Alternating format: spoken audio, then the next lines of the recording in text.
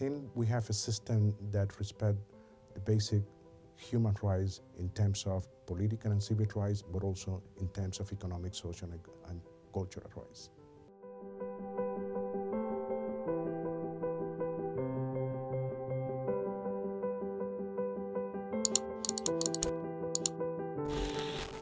Then, if I would have to mention a very basic idea, is that the revolution returned back to the Cuban people the possibility to become the actor of its own future.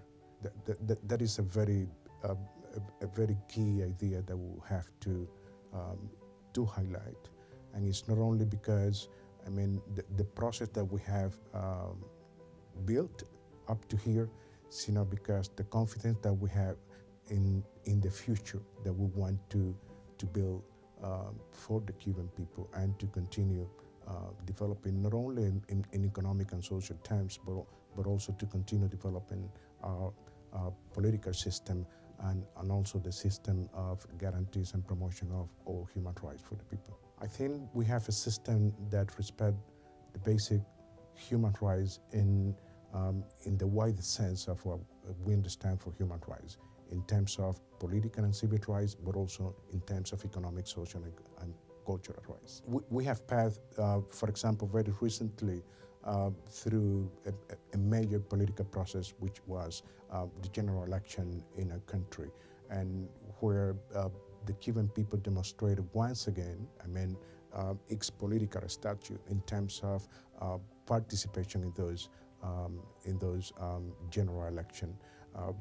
The data is very clear as to the level of participation of the people. When you compare that to the participation in not only in countries of our region, but also in some of the most developed countries, for example. I mean, it's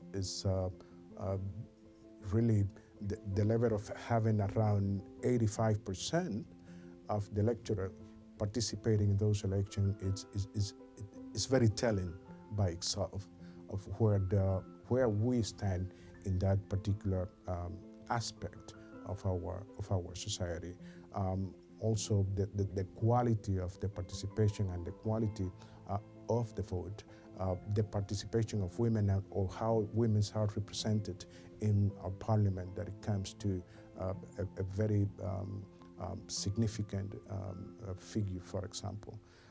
So I think we have many things to show in terms of political participation. Of course, there is the other side, the progress that Cuba has made in terms of education, in terms of health standards.